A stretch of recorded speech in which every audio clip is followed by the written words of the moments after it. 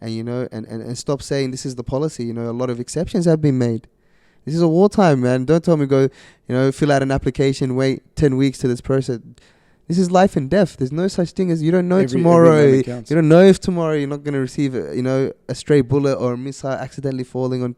Bro, so many people died just by being inside their home, staying protected. Some people died just stray bullets, missiles being fired wrongly, they put houses down. Bro, weapons that turn houses into dust. That's literally what it's been like in Khartoum. Put yourself in this man's shoes for a moment. An Australian citizen studying medicine in Sudan, all of a sudden trapped in a bloody conflict, arguably the most dangerous place on earth right now. He struggled to survive, primarily, but then to find a way to flee a country disintegrating. Panicked family and friends here, hopeless, but doing what they can to help. Tonight, we speak to the 28-year-old who says he's disgusted by our government's response. On the streets of Sudan, a bitter and violent power struggle.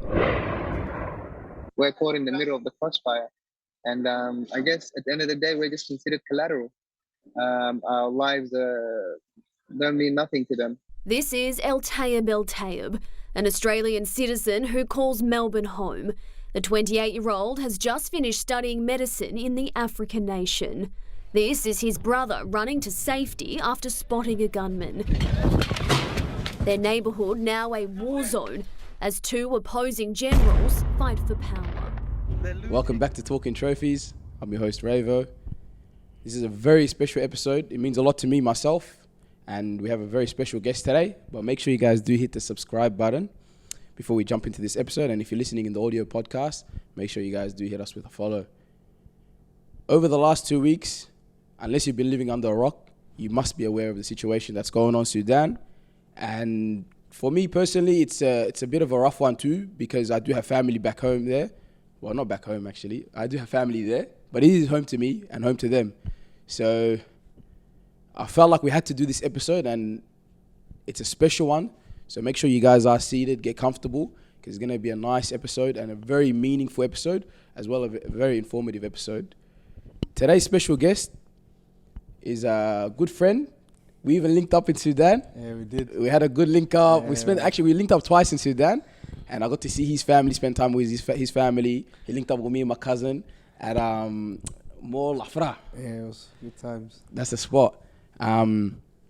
But today we're going to speak about the situation in Sudan, which rocked the nation, and it's such a beautiful country. I've been there and seeing the people. They're such great people. They're loving people. They're caring people.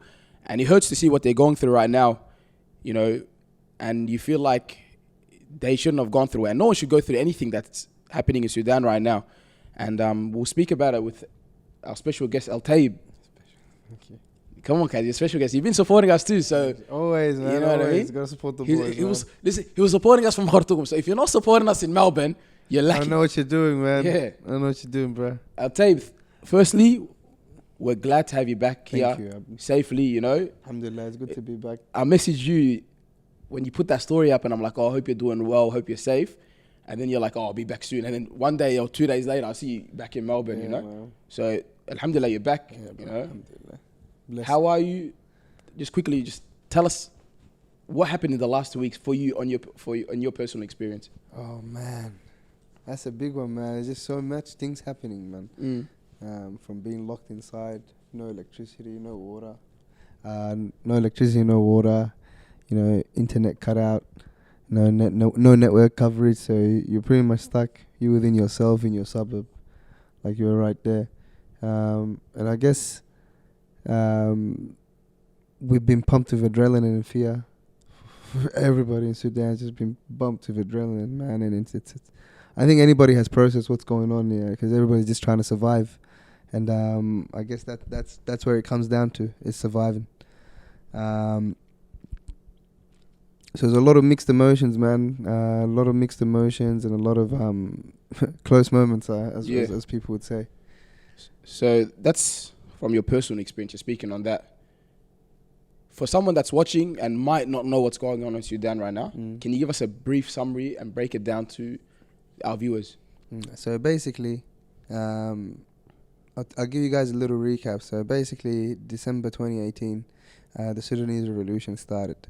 So this revolution toppled the 30-year-old dictatorship, right? It was a peaceful revolution where people marched the streets demanding for their basic rights, for basic human rights to be respected and granted.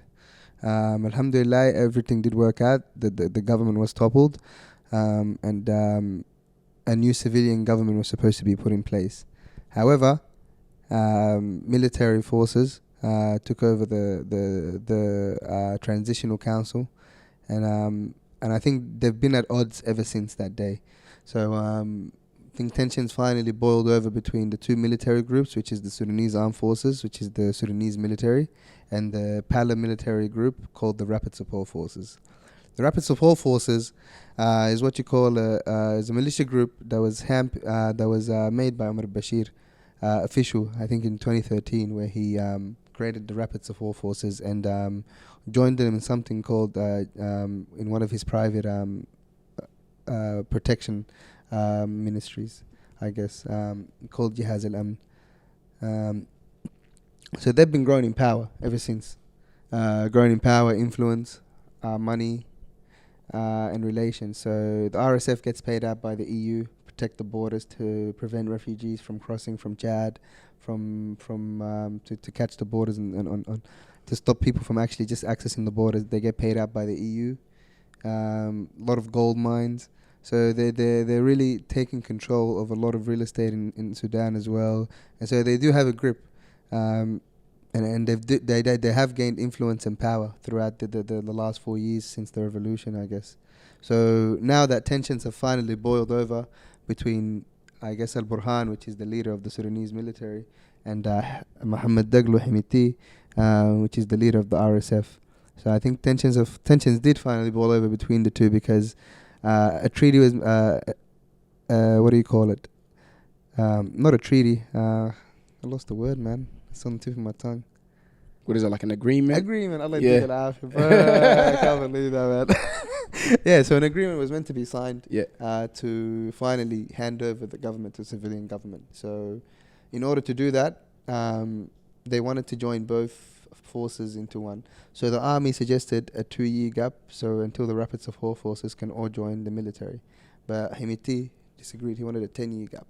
So he wanted 10 years, to give him 10 years until they joined the armed forces. So that's what really stirred up the clashes. And then all of a sudden, that day in the morning, all of a sudden you start, Fajr prayer, you just start hearing gunshots. We don't know who started. The army saying the RSF started firing us. The RSF saying the army started firing us. So since that day, I guess we've just been hearing gunshots, showers of bullets, you know. You'd see, you know, ultrasonic sounds, you know, from jets, fighter jets. You know, I've never seen fighter jets drop bombs and missiles in their own country, man. Yeah. So that was like a big, whoa, what's going on, you know? Tanks in your street, you know, soldiers with AKs just literally posted on the side, literally on the U-turn of our street. You see into a house, man. Literally the entrance. Literally, they just stand there and you just walk outside. You see just, you know, soldiers looking at you, pointing the AK. So you just humbly walk back inside, man. You stay at home. So that's the kind of life we were living, man, for those 2 weeks, man. And then the vibrations, the shaking of the house, you know, the Molotovs falling, you know, like it's some real shit. It was real heavy artillery. A lot of us, you know, we had the luxury of living in Western first world nations. Haven't experienced war, and they don't understand the struggles of the war. And for a lot of people, they might think, you know what, Sudan's miles away from us. This has nothing to do with us, you know. How would you explain to a viewer, like, the hardships of, you know, like, this clash, for example, you know, like this, what's going on there? How would you explain it to them? But honestly, being denied your basic right to live, your dignity, your you know, just normal essentials that every human being should be provided, that is enough to feel empathy towards people, man. No one should ever face war. I've never faced war until now. I've never seen the consequences of war until now. And honestly, I don't wish that experience on anyone. No one. Regardless of race, gender, religion, nobody should ever go through that feeling. And I guess you really don't know how something feels until it comes to your doorstep, man. And if you don't have that sense of empathy and willing to understand, you know, what it's like to be given a fair go and be treated right, then you'd understand that these people, they're they're very humble and generous people that they've just been denied their basic living rights and human needs. And it's sad to see the country collapse the way it has, man. Yeah, because Sudan's an amazing country. I think it's one of the it's probably the heart of Africa, you could even say. And to a lot of people, Khartoum was a safe haven. Yeah, man. A lot of people escaped from their war-torn countries that are run by dictators, you know, that have been going through hardships. Sudan was always that place to go. And even when I was there, I remember seeing Syrians. Yeah, man. Syrians, we accepted Yemenis, a lot of Syrian refugees. You guys accepted heaps of refugees. And I was thinking, like, I remember I was asking my dad, I'm like, what are all these Arabs doing here? He's like, they're Syrians, you know? And seeing Khartoum go from a safe haven to everyone's fleeing now, you know, even my family. Not everyone. Let's get that right. Because people don't forget, you know, not everybody's leaving. Not everybody has the needs to the capability to leave or the feasibility to leave. People are stuck still. People don't have money to leave. It's very expensive to leave now. Yeah. They don't know where to go if they're leaving. Yeah. There's a lot of people that are disabled. They can't travel, or a lot of sick people that can't travel. So not everyone is leaving. The people that can are leaving, but there's a lot of people millions stuck in Khartoum still, man. Now, you know, since you actually mentioned that not everyone's leaving. Yeah, bro. What's the circumstance? We heard about people exploiting people, charging ridiculous prices just to leave, like, you know, for jump on coaches or buses to Egypt. It's ridiculous. What's going on with that? But before the 2 weeks started, a coach ride to Egypt cost around $50, $50 US. Now that this ordeal has happened, it's escalated. Tickets close to $1,200 now for one person, man. For one person, so one seat on the bus. And we calculated the actual coach, the bus coach, from Shara Sittin, from one of the highways in Sudan to all the way to Aswan, Egypt. It's costing the bus makes around $49,000 US on one go. On one go, man. That's how much the overcharge people. Imagine how many members of the family people have, man. If someone has 18 family members, how are they going to get that money, man? No banks are working. They're not all the networks down. The mobile app banking is not working. Where are people going to get liquid cash from like that? There's no banks operating at all. So people are forced. There's not even money transfers open. So families that are overseas that are trying to help out, even still, it's very hard. God bless the diaspora around the world because they're doing an amazing job, because they've found ways to actually send money, the donations. They have people on the ground that have stores of cash, you know, laying around. They've been able to get the medical supplies with it. They've been able to buy things with it. So, like, hands down to all the diaspora around the world doing their part, playing their role, as everybody has a role to play in this situation, this crisis right now. And man, it's overpricing people, man. Yeah. And it's sad to see that, you know, but they know people are going to do what they're going to do in order to survive in this time, you know. I want to talk about, you spoke about the humanitarian aid. Yeah. Could you explain a bit what's going on, what our country is doing? We'll talk about the humanitarian aid, if they're doing anything or what they're doing or the little they're doing or if they're doing a lot. And then we'll jump over to the evacuation. Yeah, sure thing, man. Yeah, so tell me a bit about the humanitarian. What's going on there? What's the crisis that's happening there? To be honest with you, we're getting no help from no governments at all. Yeah. It's all the help that's happening is being done by the Sudanese people, for the Sudanese people, by the Sudanese people. The amount of groups, the amount of medical groups created, the amount of networks made to get people to safety, to get people from places where they were locked down into safety, providing medications for those who have diabetes, for those who have, chronic debilitating diseases, to provide them for ongoing care. Bro, it's shit that like makes you tear up to see how resilient these people are with no help. They've created their own ways to help. They've created safe checkpoint areas so people can travel, so people can move around Khartoum and get to places. Supermarkets, they started doing deliveries for people that can't move. But there was, man, it's crazy, Rayvo. It's crazy how when something so bad happens, when a tragedy happens, and you look around for help, no one's helping. You know, no one's helping, no one's sharing what's going on. No one. It's just Sudanese people. Really, they're so resilient, man. Even till today, man, they're still the ones organizing the evacuations. They're still organizing the buses. You know, they're still raising money for people that can't buy tickets. That leaving them out. I know Sudanese people in Egypt opening up their homes in Egypt, providing work for people crossing over. Wallah, providing work. Adil, come to Egypt. You're looking for a job. Come to me. I got you the job.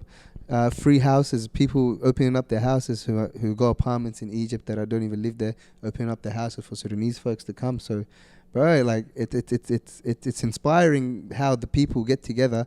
When they have no one else to turn to, they looked at each other and they stood hand in hand, man. Everybody's playing their role with whatever they can do. But I know people that top up credit for people that, because the networks are down, they get them eSIM cards. It's little things like that, man. They top them up eSIM cards and they send it to them so they can keep in contact with their family and friends, man, just so they can provide safe. Because I'm telling you, those who leave, bro, they're left with survivor's guilt, man. Especially if they have an attachment to the place, bro, and like your family, your friends, like that's what really, I guess, resonates with everybody that's outside of Sudan. It's that despair, man, that you can't do anything, you know. So you do look for ways to help in any way you can, man. And hands down, hands down to all the Sudanese people and non-Sudanese people. I'm not going to take away, and non-Sudanese people who have donated and helped the cause.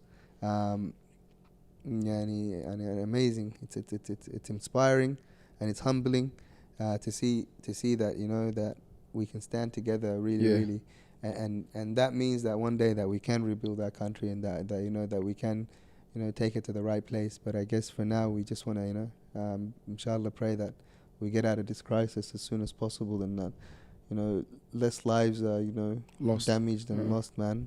How could someone watching this right now contribute? Like make it, even if it's a small donation or an impact. There's various donation groups. I'll link you them as well. Show you them. They deal with any donation, no matter how small it still helps the cause, and they document exactly where the donations go, what was used for, so they can all check where the money's going and what it was used to help people with, man. People can just help, so from medical supplies to helping people buy tickets to get out the country, for accommodation somewhere else, for getting visa application, things like that is what helps people, especially medical supplies, man. What about I want to talk about, before we do talk about the evacuation, I want to speak on your personal experience in Sudan, leaving the evacuation process and how it happened, and whether you got support from the government. What did the government do? The Australian government, what did they do? I'll say it loudly and bluntly, nothing. Absolutely nothing. No one. Not the treatment of a citizen. Nah, you're probably treated like a second-class citizen. I tell you that. Did you contact anyone while you're in Khartoum? Did anyone contact you? No, I had to contact. And obviously, we can understand that the government do understand that you are there and you're staying in Khartoum, for example. Yeah. And there was no means to contact you or your family members there. I contacted them. I registered for the crisis. I contacted them. They didn't even they called me back 2 days later to confirm my registration and that I am in a crisis area. How did you find out about the evacuation? I want to know that. From a tweet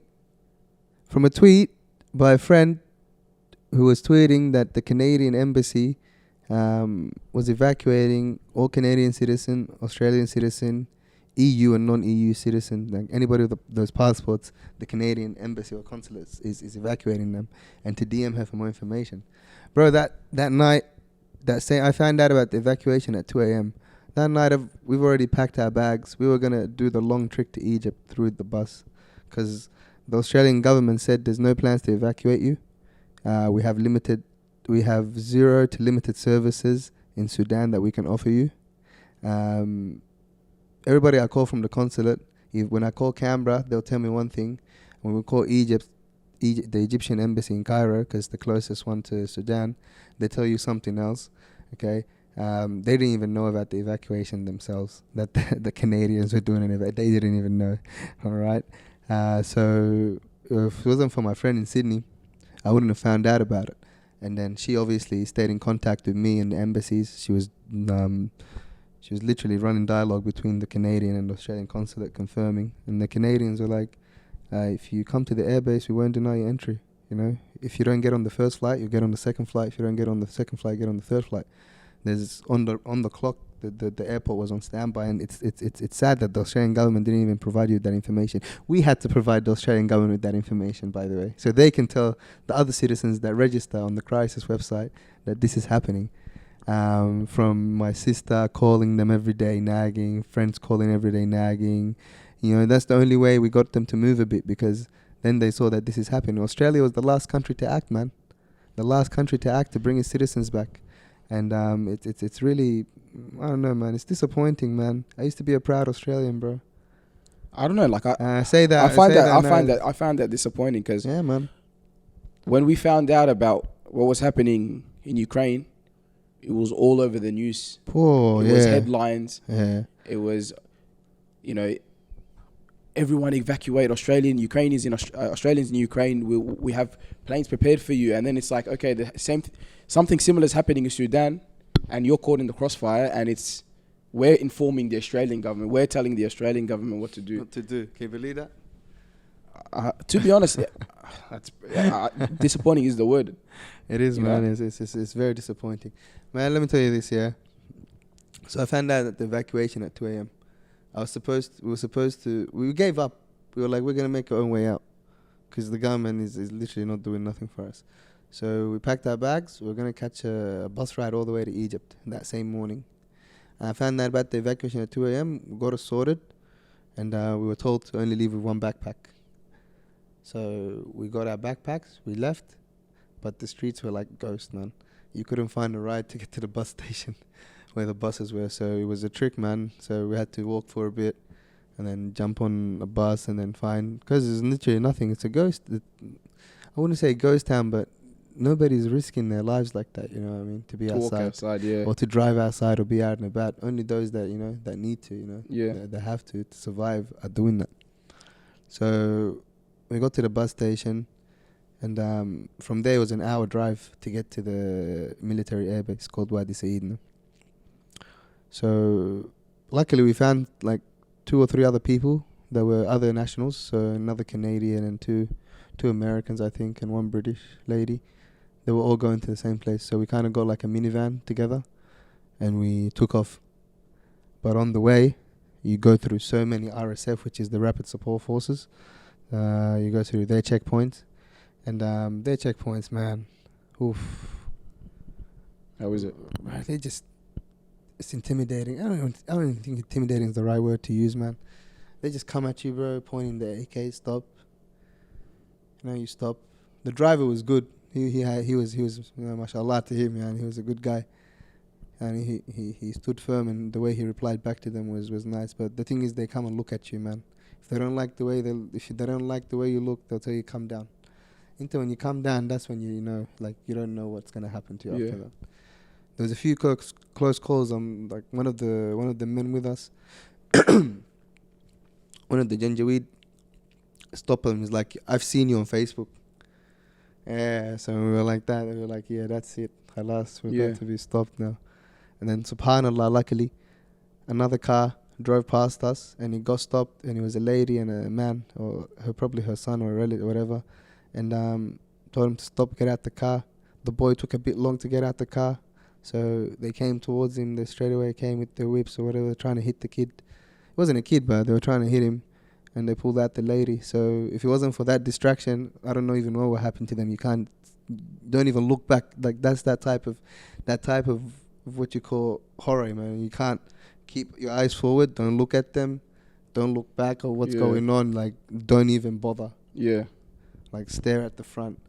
So and until that moment happened, bro, they got distracted. He was like, go, go, go. At the same time, a truck drove past, and I think one of the people were recording. They ran towards him as well. They dragged them all down. They started beating them up. Obviously, you can't stand and look. They told you to go straight away. You go, you drive. You don't look back, man. If you look back, come Yeah. back. So there was a few of them checkpoints, man. Alhamdulillah, you know, we made it towards the military checkpoints, and they were more lenient, I guess. They just kept you there. They looked at you pretty well. They looked at your passports. Once we got there, but once we got to the base, man, that felt like a Call of Duty scene, because it was just packed with British Royal Air Force, the Dutch, the German, the Norwegian, and these guys were prepared, man. Like, they were prepared for anything. They were on standby 24 hours for everything. Like, was having a chat with the commandos, the British commandos, and just like seeing how they were going. And they've been preparing for this mission for the last 2 weeks. Can you believe that? I want to stop you there. Yeah. I want to pause on that story. So the British military, you're saying, Yeah. were aware of this mission for 2 weeks. 2 weeks. But even after a week into the conflict, the Australian military or the Australian government haven't done nothing. Nothing. And no information as well. No information about it. And the funny thing, I've got the emails to even prove it. To prove what they were saying to me. And it's horrendous, bro. We've got no information. Call the embassy when... Like, for example, we got evacuated, yeah? Okay, sweet. So I called them, like, all right, I'm about to jump on the flight. We're going to go to Cyprus, okay? Because it's going to take us there. Okay, from there, what's going to happen? They're like, we don't know. Once you get there, call the consulate and await for further information. It's like, what am I playing a game of Amazing Race? You know, find the place, get there, get the next clue about my life. Bro, this is my life. I'm an Australian citizen. My life's in danger. I want to know what's going to happen. I'm trying to weigh up my options. You know, you can't just blindly go into something and not, you know, not weigh up the consequences of things. So the lack of information was horrendous, man. And we had to get information. We had to give them information. Why is that? What's different between Ukraine and Sudan? One's in Africa, one's in Europe. Well, some lives are more important than others. That's what they're saying, pretty much. Yeah. Straight up. What happened after you got to Cyprus? Let me finish the story first, so we get to it. Yeah. So you get into the camp. They register your passport. They take it. They search you. They full body search you. The Marines. You go in. You wait in the hangar. We got there at 2:30 p.m. We got onto the flight at like 12 a.m., 1 a.m. We got onto the flight, and we got to Cyprus. At Cyprus, we got split up with the British nationals. So Australians and British people got taken together. Once we got to Cyprus, we went through customs. As we went through customs, the British embassy consulate workers were there. They took all the British nationals. They checked them in Tawali to a departure gate. There was a chartered plane already waiting on the runway, waiting to take them back home to London. They told us there should be someone from the High Commission waiting for you outside. So we had to exit the airport. Someone was holding an Australian flag outside. We went to them. We sat down in the food court. How many of you were there? There was like 12 of us, maybe 13 Okay. Australians, man. Yeah. They didn't provide us with accommodation. You know, it's a funny one. Accommodation they provided was army barracks, man. So they took everybody to army barracks, bunk beds, Yeah. mixed gender. So like it kind of felt, you know, a bit disrespectful. There was no respect for culture, for Religion as well, or privacy for these people. So that was very weird. They said there was no accommodation available, but I'm pretty sure there's hotels available, bro. It's just wow. And on top of that, they made you pay for your ticket back home from Cyprus. So the government didn't even bring you back. We had to bring ourselves back. So you caught a flight with other people Yeah, flying back to Australia, yeah. despite coming from A almost war zone. Yeah, left everything behind. I came with Left a backpack. everything behind. You have a backpack, That's it. and obviously you're still digesting the trauma of Right. what happened. And Yeah. they said, "Hey, you guys jump on the flight with people that are probably coming back from holiday." Oh, heading home." they were all heading back from holiday. And apparently their policy is they will evacuate you from the crisis zone, but as soon as they get you to the area where it's not a crisis zone anymore, it's your own responsibility to get back home, stay in that country that you came with, or stay there till you figure your own way out. So I was there scratching my head. I'm like, so what am I supposed to do now? We just left. Like, I have nothing on me, and, you know, like, who's thinking about that? Three of us traveling as well. They were like, oh, the government can give you a loan, but you got to pay back for the tickets. I was like, bro, just get me home right now. All right, sweet. So I had to sign a document from the Department of Foreign Affairs and Trades to hereby say that I've loaned money from them to buy these tickets, and I have to pay them back in the space of 6 months, or they will seek legal actions for debt collectors, or my passport can be cancelled. Something like that because I read the contract before I had to sign it. You had to sign it. Yeah, man. That's embarrassing. It's really, yeah, man. Right. My friends from the UK, when they got off the plane, the government, everybody was getting off the plane, they gave them £600 in their pocket, in their hand, told them go home. Here you go home. You know what I mean? They had a chartered plane waiting to take them home. I know other nationals, for example, the Irish. I know people that, you know, were late to the flight. They waited for them hours. They called their parents to check up. Parents are not in the country. They cared, man. I know a friend who's never been to England before, a refugee, like first time he's got the passport, he's never been, and England accepted him. Bro, you know, straight away they gave him a hotel until they found him accommodation. They gave him a place to stay.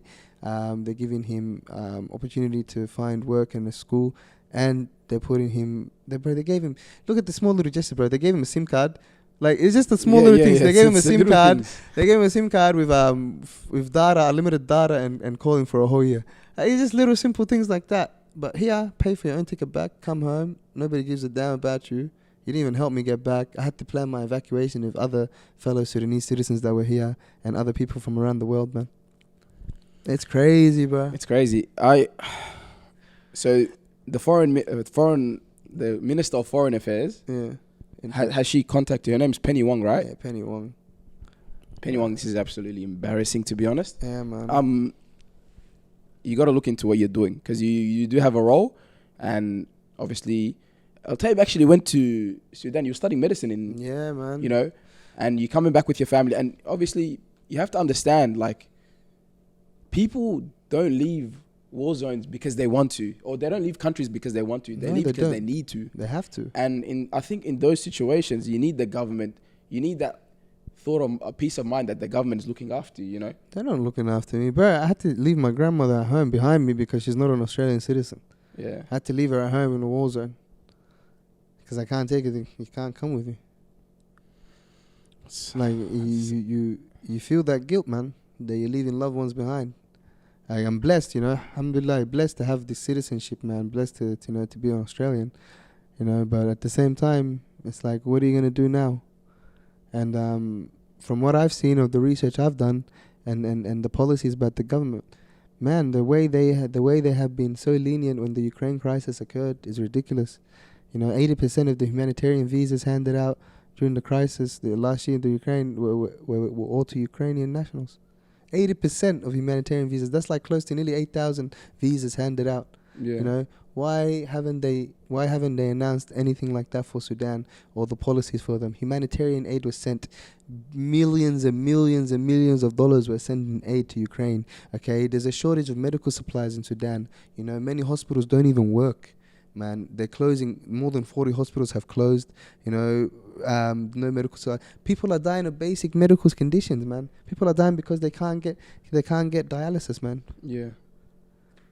You know, the people have insulin. You know, electricity is cut. Insulin's got to be in the fridge. You know, a certain temperature, it's gonna, you know, Yeah. it's not gonna work. You know, it's just simple things like that. You know, oxygen machines, people that need oxygen machines, electricity, man. The generators stopped working at hospitals. I know hospitals that shut down because they ran out of gas at the generators because nothing's coming out of Sudan right now, man. Like, it's little things like that. Forget about the war, man. What about the consequences of the war? Yeah.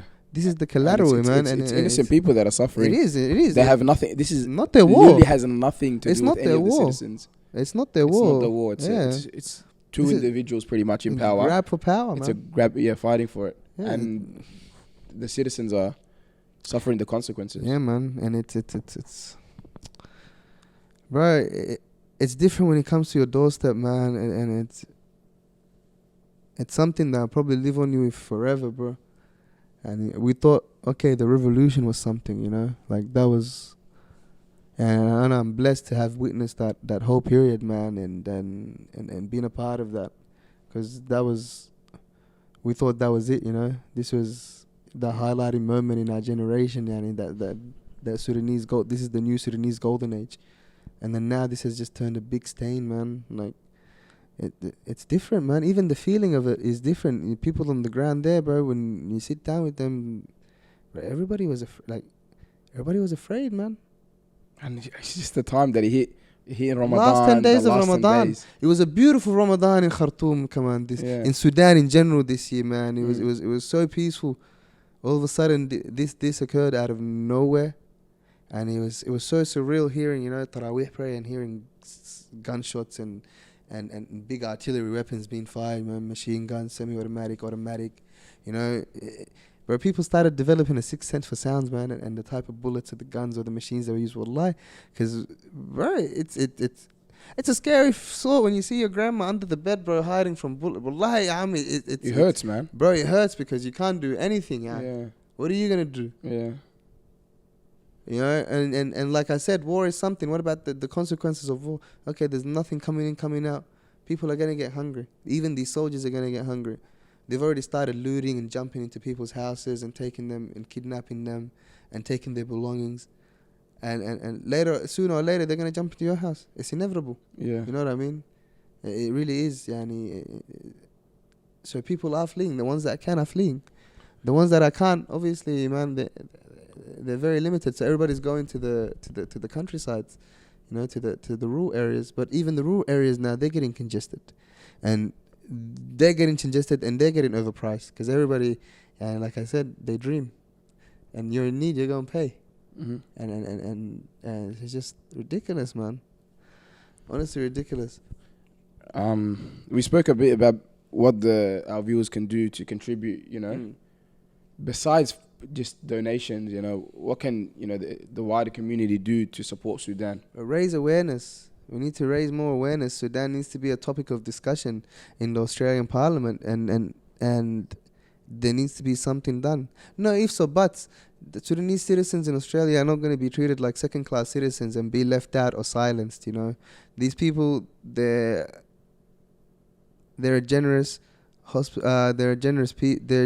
nice people, wallahi.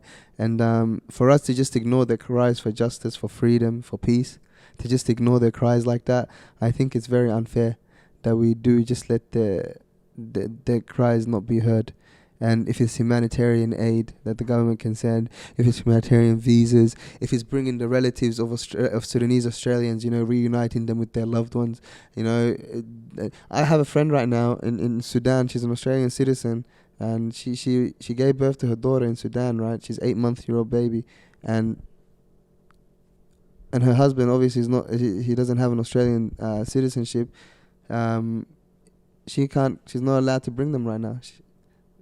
So she can't not bring her daughter. She's not going to leave her daughter and travel by herself. So, you know, the Australian government needs to really see, you know, what's going on with their citizens, you know, the situations they're in, and, you know, and stop saying this is the policy. You know, a lot of exceptions have been made. This is a wartime, man. Don't tell me go, you know, fill out an application, wait 10 weeks to this person. This is life and death. There's no such thing as you don't know tomorrow. You don't know if tomorrow you're not going to receive, a stray bullet or a missile accidentally falling on. Bro, so many people died just by being inside their home, staying protected. Some people died just stray bullets, you know, missiles being fired wrongly. You know, they put houses down. Bro, weapons that turn houses into dust. That's literally what it's been like in Khartoum. Your house can turn into dust any moment. You don't know. Because these people were scattered all over the city. And it's densely populated, man. And I'm telling you, they had a checkpoint 50 meters from my house at the main road. And they had a headquarters around 100 meters down the road. And so when this fighting happened between them and the army, this was in our doorstep. Like, shit was loud. And I don't think, you know, I've ever witnessed something like, of course I've never witnessed something like that, bro. But it's just that feeling, you know, the feelings that you go through at that time, you know, seeing your family, you know, all worried, you know, curled up in one area in the middle of the house, you know, away from windows, away from, you know, and no one should go through that, man. 100%. No one, man. Alhamdulillah, we're lucky, blessed again, he was able to leave, you know. And then like, you're the lucky one. There's a lot of people that are stuck, man, and that shit hurts, man. It hurts, and the fact that your government is even denying you your basic rights as a citizen here in a first world country, where they say we'll give everybody a fair go, mate. You're not giving me a fair go. You're definitely not even treating me like a citizen right now, because you are judging me by the color of my skin. You are judging me by the faith that I believe in, and you are judging me by the demographic I belong to and where I come from, because that's literally what's going on right now. And there's no, it's pretty clear. It's cut clear, yani. There's no media coverage. There's nothing going on in Parliament. They say there's been communications going on, but there was no communications until we started nagging them. I think it's sad that the headline for, the peak time of the news is that the AFL's building a new stadium In Tasmania, in Tasmania, while there's Australian citizens still stranded in Sudan trying to get evacuated, and there's no media coverage on that. And the media coverage is a little, 5 minutes before, and then they jump over to another topic, and then before you know it, they're laughing about something else. So it is sad, seeing this happen to Sudan. That Khartoum was a safe haven that were taking in refugees from other countries that were suffering during wars, and to see them now, going through what they're going through, and that the Australian government, even other Western governments, are not giving it humanitarian aid, not bringing things into the country and support to the country, it's a shame. It's a shame, and it's embarrassing, And of course, we obviously, at Talking Trophies, we do love Australia. We're proud Australian citizens. We are, bro. I love Australia, man. It's my home, man. But honestly, once you get treated like that, bro, you start to second guess the way you've been treated, man. And honestly, I don't like. To me, that's treating me like second class citizen. That's a line you don't cross, man. 100%. And if you do stay silent about that, and you let that slide, then what do you say to yourself? Like, are you who you are? Like, are you a second class citizen? Because if you are, you stay quiet to that.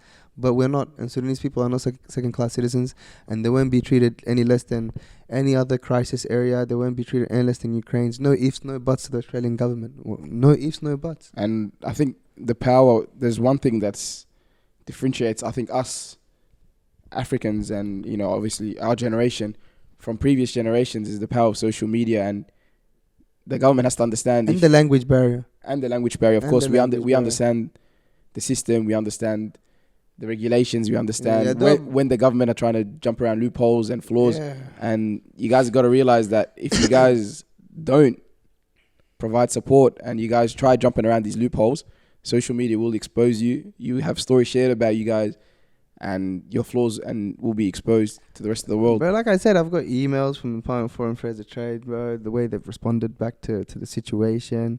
There's recorded phone calls between them. There's so much evidence that to show that the way that we've been treated as Australian citizens from Sudanese background has been horrendous, and it's appalling, and it's plain cut racism from the Australian government. Plain cut racism, and it's pretty much saying some lives are better than others, and your lives are definitely not, because we didn't care about you. There's no evacuation plans apparently for Australian citizens from Sudan. That's what was said. No evacuation plan. They said at your own risk. There was an email sent. I think they were sent an email. They said the situation in Sudan is deteriorating. Please stay indoors, away from windows. Things you're already doing. This is the information they were giving you. Yeah. Stay away from windows and stay inside and lock up. But at the same time, the situation might get worse. There might be looting and robberies and stuff. So if you can leave, but at your own risk. First, I tell you, stay inside, but it might get worse. So if you want to leave, but it's at your own risk. I was like, okay, sweet. Okay, I told him if I do leave and I get to a border, what are you going to do for me when I get to the border? Let's say I told him I go to Egypt and I get to the border of Egypt. You guys going to meet me there? What's going to happen? They're like, no. If you get there, your own risk. The Australian government is not responsible for you to get there. I'm like, that's no problem. That's a risk I have to obviously assess with myself and my family. And if I have to take it, I have to take it. But once I get there, what's going to happen? We have no further information. Once you get there, contact the consular or try to come to the embassy. Like I said, man, it's just scripted responses. responses they have on a, on the templates computer, ready. templates ready, and they just scripted. They don't really care about you. The hotline really doesn't give a damn. Like I said, if it wasn't for our diaspora friends that are around, the world and Australia, the Canadian diaspora who told us about the evacuation, the actual evacuation that happened was all organized by people, organized by people, by Sudanese people from around the world and here, and it's just sad, man. Wallahi, and I'm well, like, you shouldn't go through something like that in the first place, and then to see not getting the support to get out of there as well, that's even worse, because it really makes you feel like you don't belong, as well, here. And these people, bro, it's not like we're refugees, Yeah. It's not like we've been pushed out of our homes. People don't want to leave their homes. They actually don't. There's still people today that don't want to leave their homes, but it's not a matter of leaving your home anymore. It's a matter of life and death. Like, there's no play. Yeah, It's a matter 100%. of life and death, man. And you don't want to lose your loved ones to something like that, man. I want to look towards the future. How do you see this being like that? What do you see the outcome of this? And do you feel Sudan can build up from this? Well, I'm hopeful. Inshallah. They will come up. When? I don't know. But I know one thing for sure is that two captains can't steer a ship. And that's a sad thing to see, and honestly, that's the way it's playing out, is that until, one of them gives in or whatever, gets shot, whatever, this is not going to end. And this is pretty much the start of it. And that's why we're urging, the Australian government that acted last after all other countries evacuated. But can you believe little nations, smaller nations were evacuating their citizens better than we were evacuating our citizens? Like what countries? South Korea evacuated its citizens on the South first. Koreans in Sudan? Yeah, South Korea. Bro, there's so many nationalities in Sudan. It's Yeah. so multicultural. The Chinese evacuated their people. Palestine came and evacuated their people. Syria evacuated their people. Bro, I'm telling you, Saudi Arabia evacuated their people real quick. Everybody evacuated their people except the Australian government. They acted after I arrived. They acted pretty much after too I late, arrived, yeah. man. Penny One came out the day after I arrived, because we came out on the news. We came on Sky News. We met with Sky News in Cyprus. Yeah. And they done a story, and then it was Channel 9 News. They done a story while we were in Cyprus as well. And so if it wasn't for the media attention that it was grabbing from our friends that were here, on social media, tagging the Department of Foreign Affairs, tagging the news outlets, pushing them to see what's going on in Sudan, we wouldn't have got that push. And thank God for that guy from Sky News who started it, and then ITV News. So it was getting SBS as well, and The Age as well. Like, if it wasn't for the push from the media as well, the government wouldn't even, feel embarrassed to act upon it, because the government is embarrassed of international embarrassment. Yeah. Because they can see the whole world is doing their part. Smaller nations are doing their part to take their people out. And it's amazing to see how one of the greatest nations in the world and one of the greatest allies to the superpower, America, couldn't even make a phone call to get its citizens out of the country.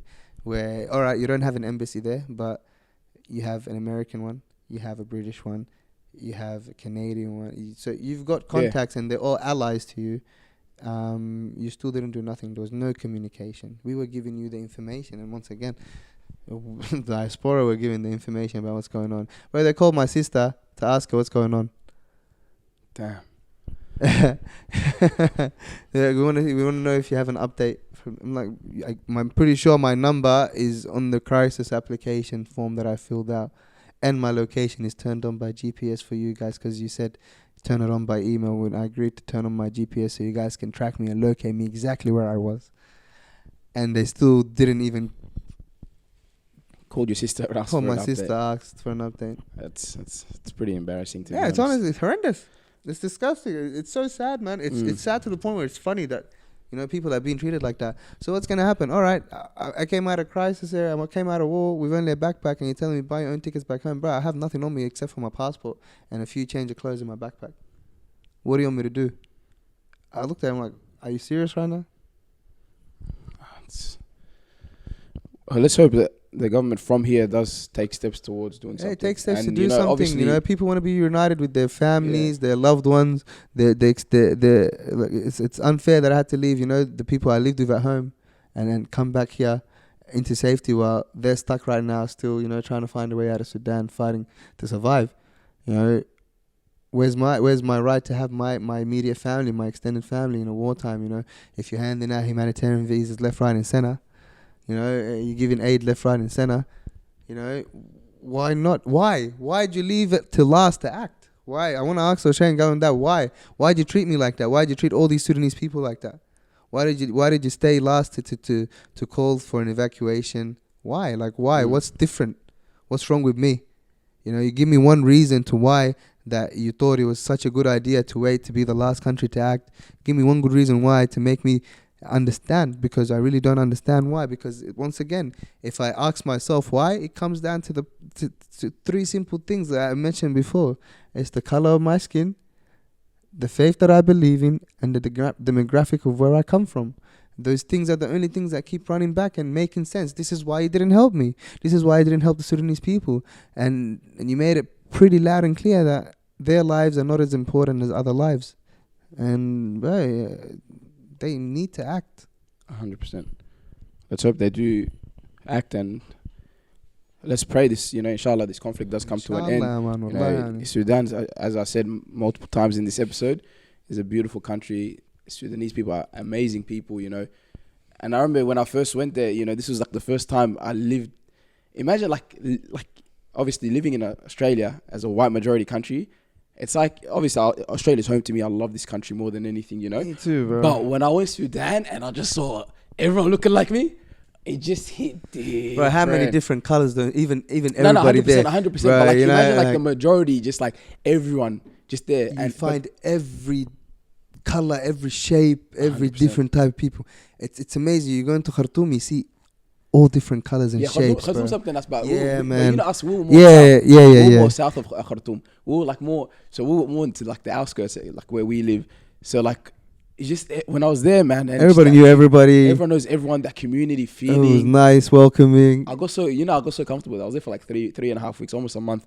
And I remember I used to get up every day 6 a.m. after Fajr, and there was a lady I used to go to. She even called me Rayvo. Ya Rayvo. Sabah al khair. I'm like, yeah, what's up? Jabana. I'm in the morning, I'm chilling with her. And then like, I'd have the same spot I'd go. I'd have lunch in. I'd just vibe out, man. And everybody's good vibes. Yeah, everybody's friendly. It's a vibe, and like, if you've never experienced that, like being with around Sudanese people, they're just loving people. And it hurts to see that stuff, you know, like seeing them go through this, you know. And I'll probably say, to wrap this up, what message would you have for the people in Sudan and, you know, even the Sudanese community here? What message would you give to them? The people in Sudan, wallahi, my prayers and our thoughts are with them, and they're not alone. Wallahi, they're not alone in this. Always thinking about them, and we're doing, you know, everything we can from this side here to try to help, I guess, from the little that we can do.